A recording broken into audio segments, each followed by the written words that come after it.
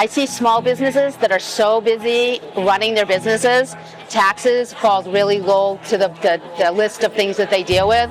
They just keep pushing it off because it's something they don't understand. It's something that's kind of scary. So they have a tendency to push it aside until it gets right in their face, like with a tax notice. And then they're usually beyond the point of easily returning to not being in trouble with the IRS. Payroll taxes is what gets them in trouble the most. That's where they get in trouble first. Because what happens, cash flow's tight, and they pay their salaries, but then they still owe the big hunk of money to the IRS or the states for what they withheld from employee taxes.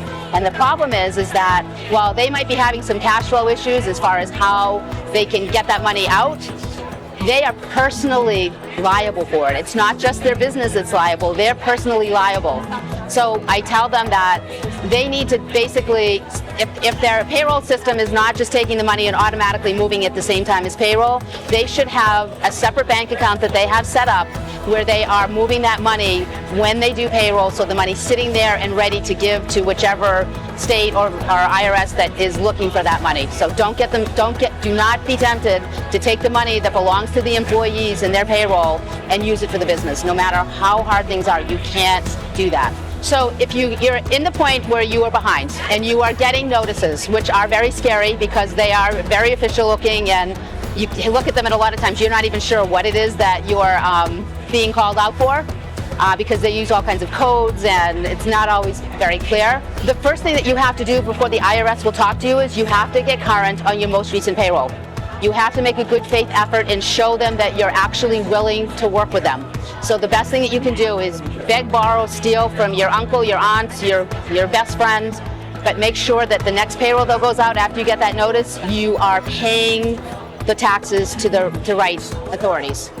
Because then you can then start engaging and going through the process. Because the way your process is going to work, once you start getting those notices, if you're behind, my suggestion is always hire a professional. Don't try to do it yourself because it's complicated. It's hard to communicate with the IRS. You can call them, but a lot of times you'll just get passed from person to person, and they're not necessarily a person who's capable of helping you actually make a decision. You need to find a professional that is used to talking to the IRS, who can help get a payment plan put in place, that can help with the penalties and interest.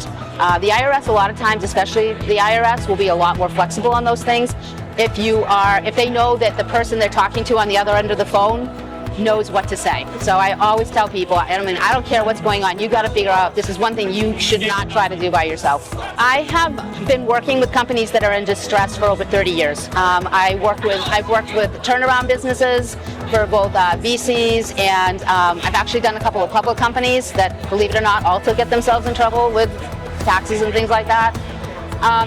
And frequently what happens is it's when something like this happens that a business owner is finally ready to say, I'm over my head. They get an IRS notice that says, it's the final notice that says, you owe $250,000 in back taxes for your employees, and we will now be taking it out of your personal account. And that's when they say, I can't do this by myself anymore. And then they find me, and usually I come in and the first thing they say is, I can't make payroll, and I have this notice from the IRS, and they say they're taking it out of my personal bank account. Help. I think taxes are really complicated, and it's something that it's that idea of I'm not gonna worry about it until it's something that I need to worry about. And I think one of the interesting things is that today there's more and more people that are working for themselves, more and more people with side businesses, and they need to understand that taxes are non-negotiable. And taxes, they literally, you can take your business and say your business is not doing well. You can put it into bankruptcy and you can get all the other debt that you might owe either reduced or make it go away. But the taxes do not go away. They don't go away in bankruptcy. They don't go away if you close the business, especially if they're payroll related. They will follow you.